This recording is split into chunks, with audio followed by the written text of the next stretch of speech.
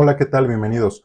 Soy Alejandro y en este video vamos a continuar revisando los efectos que se generan por la combinación de tolerancias de tamaño con tolerancias de posición y cómo vamos a gestionar esta combinación de efectos a través de modificadores de material. Vamos a revisar también la definición de la condición resultante y condición virtual de un elemento y vamos a hacer una breve introducción al concepto de límites de material. Entonces, sin más, vamos a continuar.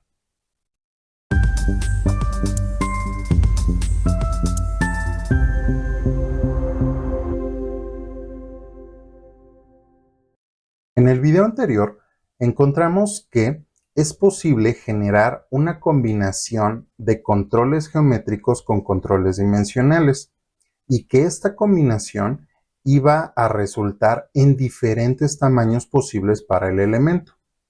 Estos tamaños estos límites justamente los vamos a conocer como límite interno y externo del elemento y se definen justamente como esos límites que se generan a partir de la combinación de los efectos de controles dimensionales, controles geométricos y la condición de material aplicada a dicho elemento.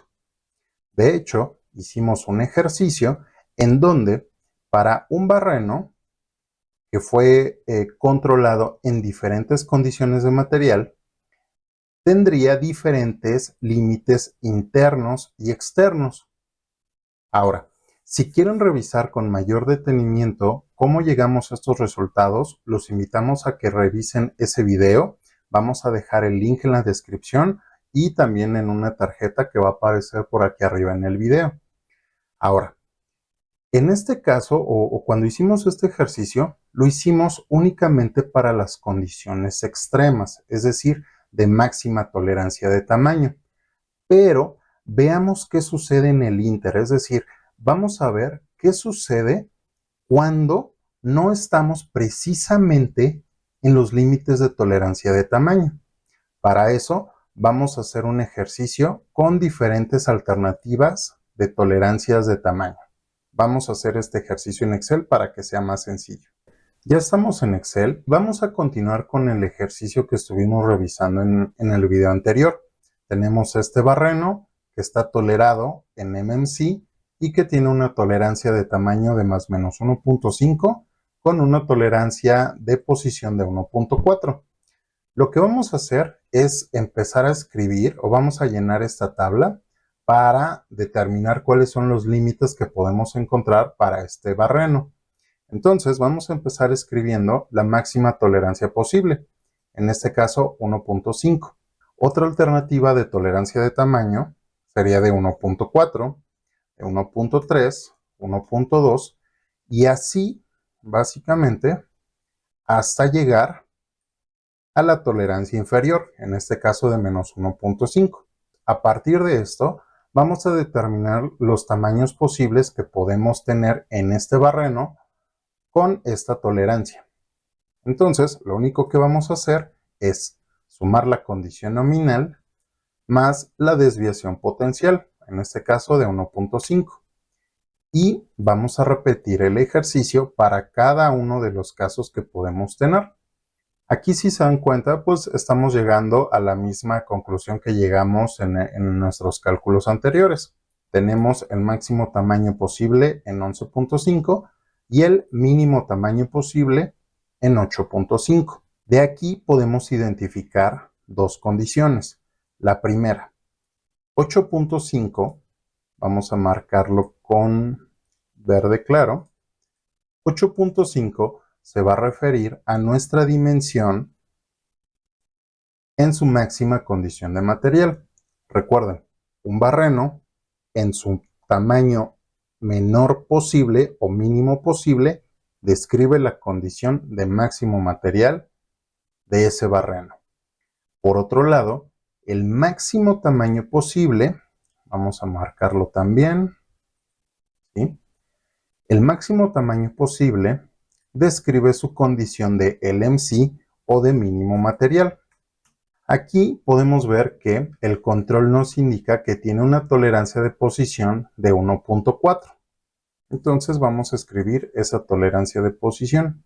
A partir de esto, vamos a considerar que no existe esta condición de material, ¿sí? Es decir, vamos a suponer que este control estuviera en RFS.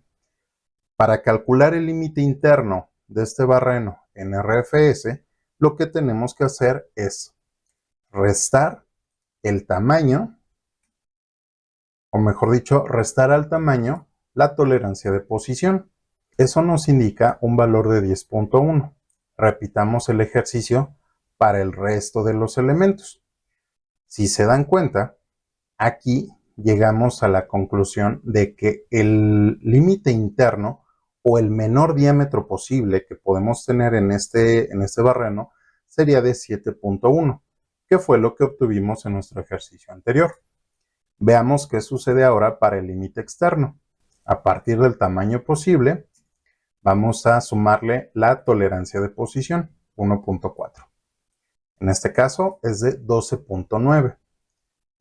Repetimos esta fórmula para el resto de los escenarios posibles y encontramos que el máximo tamaño posible de este barreno sería de 12.9, que se da en su mayor diámetro, condición del MC, más su tolerancia de posición, que era justamente lo que teníamos aquí, 7.1 y 12.9.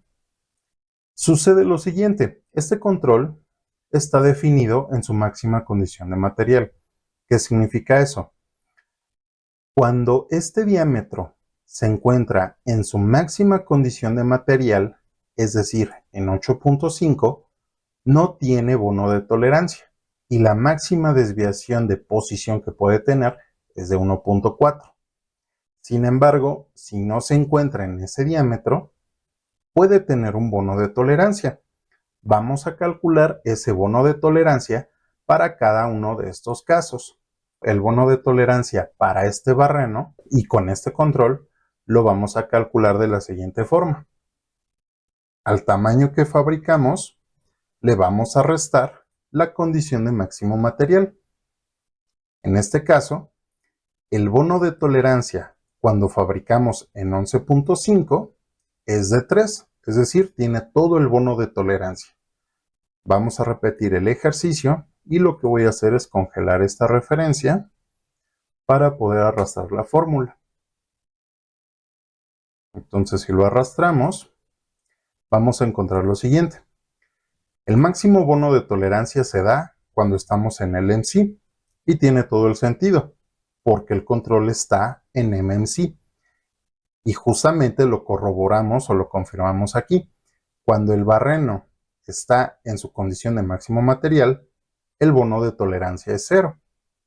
Ahora, ya que conocemos los bonos de tolerancia, vamos a revisar cuál es el tamaño mínimo que podemos obtener en este barreno. Para hacer esto, vamos a restar a nuestro tamaño mínimo posible la tolerancia de posición y el bono de tolerancia que tenemos disponible para este tamaño. En este caso, para esta condición, el límite interno de esta circunferencia sería de 7.1. Vamos a repetir esta fórmula para el resto de los escenarios. En este caso, si se dan cuenta, el valor es constante y tiene sentido. ¿Por qué? Porque dependiendo qué tanto nos vamos acercando a nuestra condición de máximo material, el bono de tolerancia se va reduciendo. Y entonces, justamente, esto nos permite generar un límite interno constante cuando el elemento está tolerado en MMC. Y esto es bastante útil. Vamos a verlo más adelante. Vamos a calcular ahora el límite externo. En este caso va a ser igual al máximo tamaño posible más su tolerancia de posición más el bono de tolerancia disponible para este diámetro. Arrastramos la fórmula y encontramos lo siguiente. El máximo tamaño posible que podemos tener es de 15.9 y se va a dar cuando tengamos el máximo tamaño con la máxima tolerancia de posición posible y el máximo bono de tolerancia. De hecho, si nos vamos aquí a nuestros cálculos, pues encontramos que ya teníamos este valor, ¿no? O que llegamos a este resultado. Algo similar va a pasar, o sucedería, mejor dicho, si este control estuviera en el MC. Vamos a calcularlo. En este caso, el bono de tolerancia, si estuviéramos tolerando en el MC, sería igual a lo siguiente. La condición de el MC menos el tamaño en que fabricamos. En este caso es de 0 y tendría sentido. ¿Por qué? Porque si fabricamos en el MC y la tolerancia está en el MC, entonces el bono de tolerancia es 0. Vamos a arrastrar esta fórmula para el resto de los escenarios y para hacer esto voy a congelar esta referencia. Aquí podemos otra vez corroborar que nuestro cálculo es correcto. ¿Por qué? Porque si nosotros fabricáramos el barreno en 8.5, dado que aquí estaría la letra L del MC, en ese caso es cuando tenemos el máximo bono de tolerancia, que es de 3. Entonces, a partir de estos bonos, vamos a calcular cuáles serían el tamaño máximo y mínimo que podríamos tener en este barreno si estuviera tolerado en el MC. Límite interno en el MC, recuerden, siempre el tamaño más pequeño. Partimos de nuestro tamaño, restamos nuestra tolerancia de posición y restamos el bono de tolerancia disponible para ese tamaño de 10.10. Vamos a hacer de una vez el cálculo también para el límite externo. Límite externo, recuerden, máximo tamaño posible. Entonces, a partir del tamaño en que fabricamos, sumamos tolerancia de posición y sumamos el bono de tolerancia. En este caso, 0. 12.9. Ahora vamos a arrastrar estas fórmulas. ¿Sí? Y si se dan cuenta, ahora el efecto es el contrario. Cuando habíamos tolerado el barreno en MMC, el límite interno se vuelve constante. Sin embargo, si nosotros toleramos este barreno en el MC, el límite externo es el que se vuelve constante. Y esto tiene sentido, ¿por qué? Por la dirección en la que estamos aplicando el bono de tolerancia. Recuerden que cuando estábamos calculando bono de tolerancia, se invertían los efectos dependiendo si era condición de máximo material o condición de mínimo material. Ahora, el que tengamos estos valores constantes son de mucha ayuda. ¿Por qué? Porque esta condición nos va a ayudar a dimensionar los elementos que estamos diseñando para ensamblar en este barreno. ¿Qué significa esto? Que aquí, o cómo lo podemos interpretar, que este barreno tolerado en esta condición, seguro, ¿sí?, va a permitir la entrada de un perno o de una flecha o de un eje de 7.1. Es seguro y eso lo podemos asegurar con este cálculo. No es posible asegurar a lo mejor que va a entrar un elemento de tamaño 15.9. ¿Por qué? Pues justamente por esta condición, porque aquí vamos a depender de una combinación de efectos de tamaño con tolerancia de posición, ¿sí?, para tener un diámetro disponible para esa flecha, ¿de acuerdo? Entonces, esta es la utilidad de conocer estos límites. Veamos otro ejemplo con un elemento externo que de hecho es mucho más fácil de entender. Para esto vamos a utilizar la misma tolerancia de posición y entonces vamos a repetir el ejercicio. A la condición nominal le sumamos la tolerancia de tamaño y sería de 11.5. Lo vamos a arrastrar y dado que estamos hablando de un elemento externo, la condición de máximo material del elemento externo se da cuando es más grande, es decir, en 11.5. Entonces vamos a marcarlo Esta va a ser nuestra condición de máximo material y esta va a ser nuestra condición de mínimo material. Límite interno en RFS, es decir, sin considerar condición de material. Límite interno siempre es el tamaño más pequeño. A nuestro tamaño fabricado le vamos a restar la tolerancia de posición. Vamos a calcular de una vez el externo. Límite externo, en este caso en RFS, es máximo tamaño posible sin considerar esta condición de material. Eso va a ser tamaño fabricado más la tolerancia de posición, 12.9. Con esto vamos a arrastrar la fórmula y listo. Tenemos nuestros límites interno y externo para un elemento externo en condición de RFS, pero tenemos un modificador de material, en este caso MMC. Primero vamos a calcular el bono de tolerancia para cada uno de estos tamaños potenciales de fabricación. Para hacer esto, vamos a calcular ese bono de tolerancia y sabemos que el bono de tolerancia es igual a la condición de máximo material menos el tamaño en que fabricamos. En este caso es 0 y de nueva cuenta tiene sentido. ¿Por qué? Porque aquí lo que nos dice el control es que cuando el elemento se encuentra en su máxima condición de material, en este caso un elemento externo en su máximo tamaño, no tiene bono de tolerancia, solo tiene 1.4 de tolerancia de posición. Entonces, este resultado tiene sentido. Vamos a congelar la referencia para poder arrastrar la fórmula. Y de nueva cuenta lo confirmamos. Cuando el tamaño del elemento está en LMC 8.5, tiene el máximo bono de tolerancia permitido.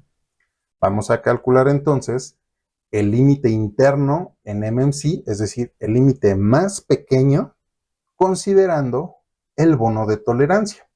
Ese límite interno será el tamaño posible menos tolerancia de posición menos el bono de tolerancia, 10.10. Calculemos ahora el externo. Recuerden, límite externo, máximo tamaño posible.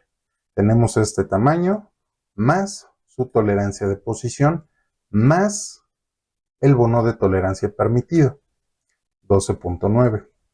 Si arrastramos la fórmula, el límite externo de un elemento externo, justamente, se vuelve constante.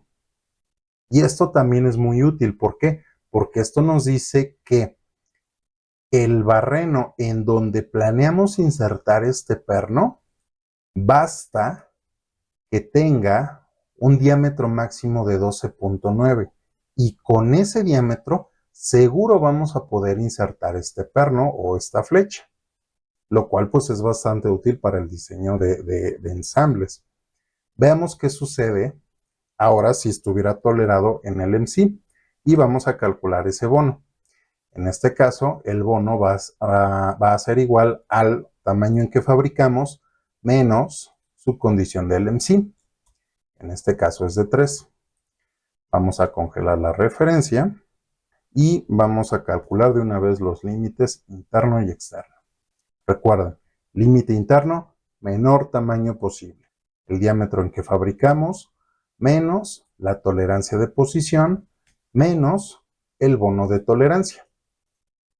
7.10. Límite externo, es decir, máximo tamaño posible, y eso sería diámetro en que fabricamos más la tolerancia de posición más el bono de tolerancia. Vamos a revisar columna por columna. Bono de tolerancia en el MC, sabemos que si 11.5 es la condición de MMC, es cuando vamos a tener el máximo bono. Por otro lado, cuando el perno está en 8.5, es decir, condición LMC, pues tenemos 0 bono de tolerancia. Entonces, similar o parecido al caso del barreno, en este caso, cuando un elemento externo está tolerado en LMC, su límite interno se vuelve constante, mientras que el límite externo se vuelve variable. Estos comportamientos son muy útiles de conocer. ¿Por qué? Porque cuando estamos diseñando componentes y principalmente cuando estamos diseñando para temas de intercambiabilidad, siempre es muy útil tener al menos un valor de referencia para poder dimensionar las contras.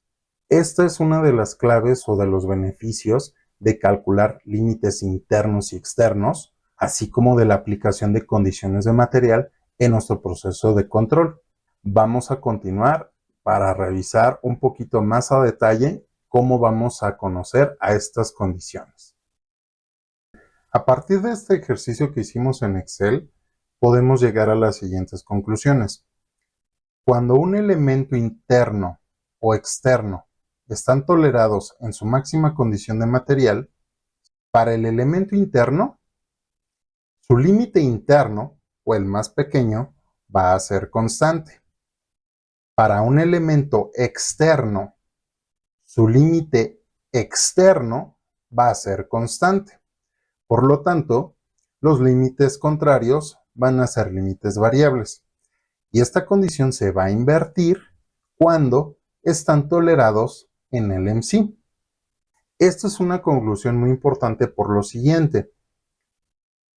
En el estándar ASME Y14.5 del 2009 en adelante, o en las versiones 2009 y 2018, establecen dos conceptos.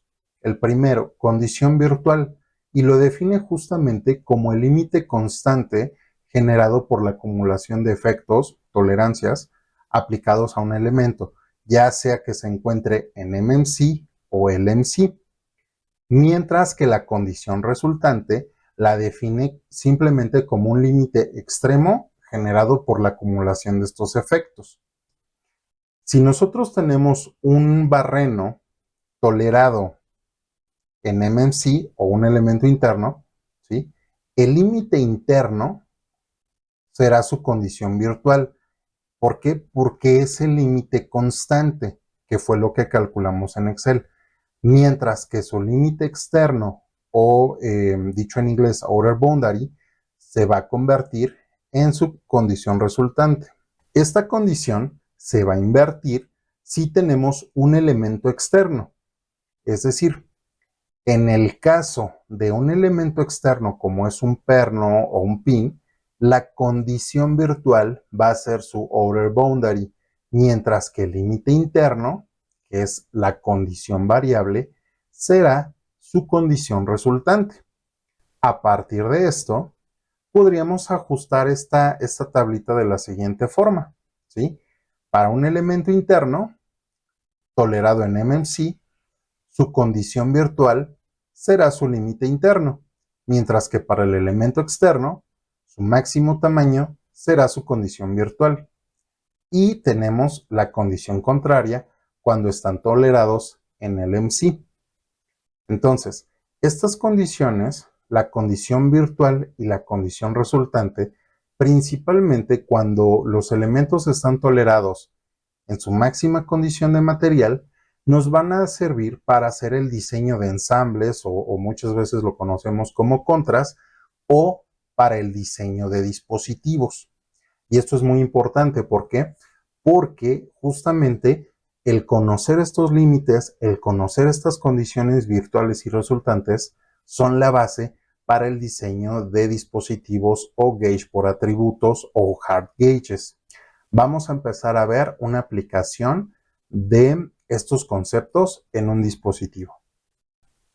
Supongamos que tenemos este componente y de hecho aquí podemos ver que hay una condición de material aplicada, pero no al control en sí, sino al datum referencia.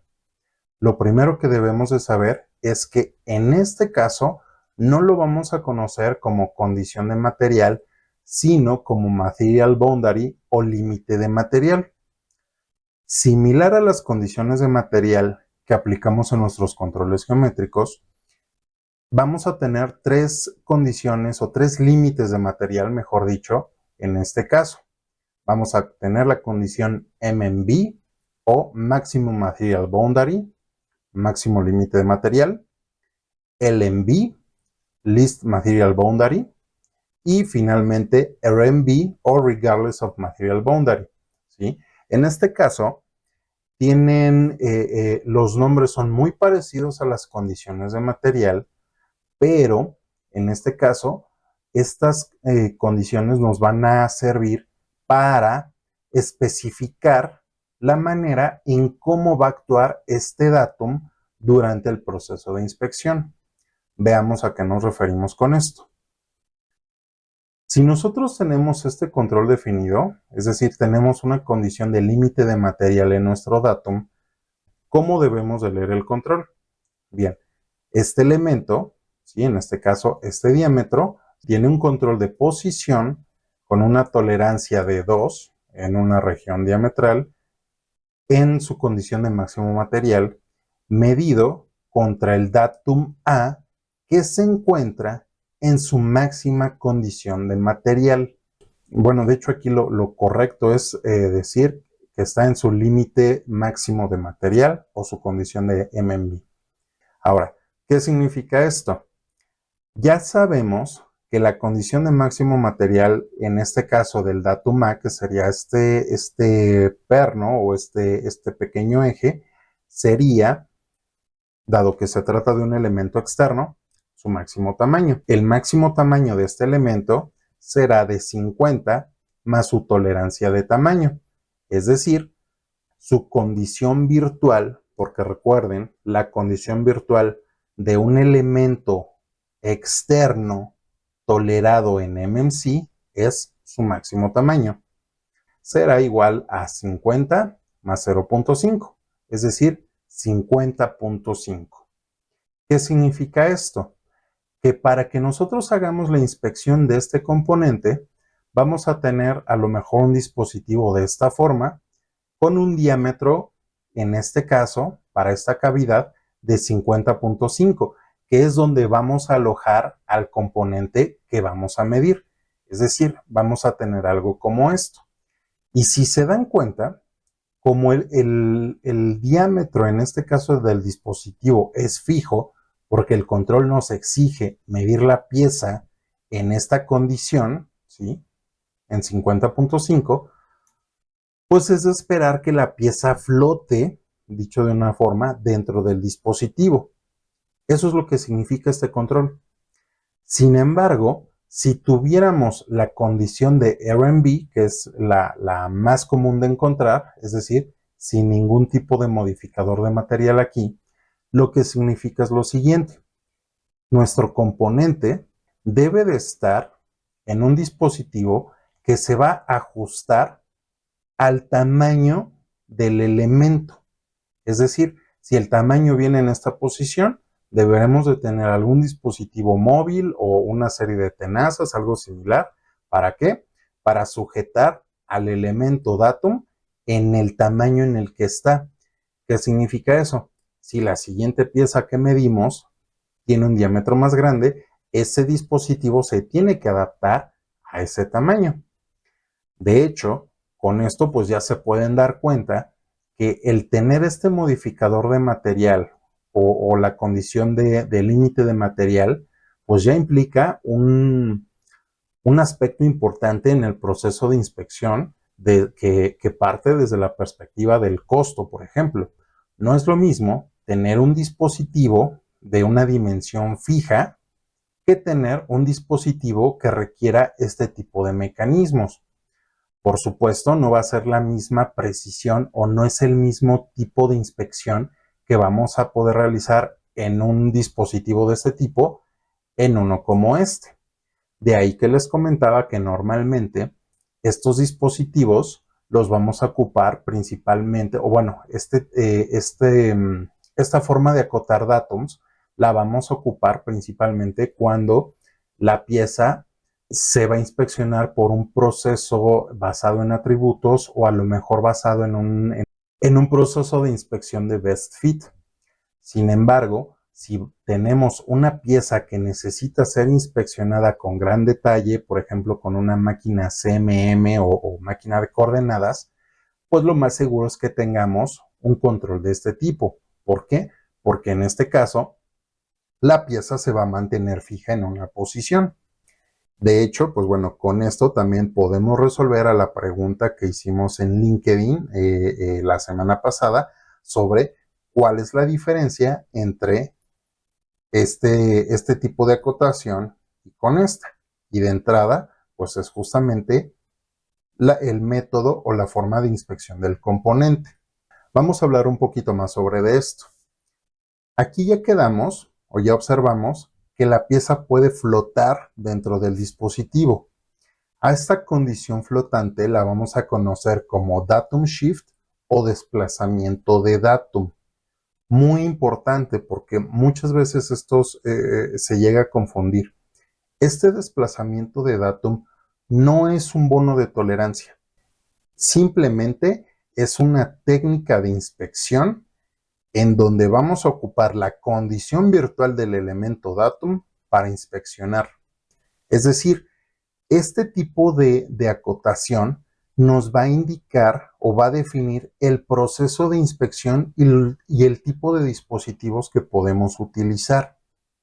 Ahora, la pregunta, ¿en qué casos puedo aplicar este control? De nueva cuenta, la respuesta clásica de GD&T. Depende del componente y depende su función. Lo mencionaba hace un par de minutos. Si tú tienes un componente en donde te interesa más el cómo lo vas a ajustar, pues tal vez esta sea la mejor opción e incluso puede ser un proceso mucho más económico en cuanto a fabricación de dispositivos y también la rapidez con la que puedes evaluar. Sin embargo, si tienes un componente que requiere de un proceso de inspección dimensional preciso o muy detallado, pues tal vez esta no sea la mejor opción. ¿Por qué? Porque pues este dispositivo no te va a dar esa precisión que tú necesitas.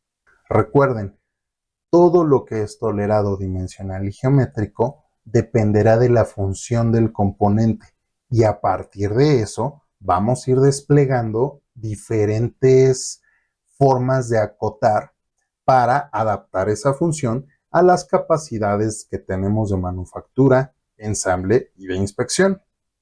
Recuerden, si quieren aprender más sobre tolerado geométrico, sobre diseño de tolerancias, vamos a dejar en la descripción del video la liga a los diferentes cursos que ofertamos justamente sobre aplicación de GD&T o de tolerado geométrico y dimensional, e incluso también la liga a nuestro curso sobre dimensionado y tolerado de dispositivos. Con eso terminamos este video. Espero que les haya sido de utilidad. Recuerden escribirnos en la caja de comentarios sus ideas y opiniones al respecto de este tema. Denle like si les gustó, compártanlo a quien consideren les pueda ser de ayuda. Y pues les agradezco que hayan llegado hasta esta parte del video. Es todo de mi parte y de nueva cuenta les agradezco mucho. Nos vemos en un próximo video. Hasta pronto.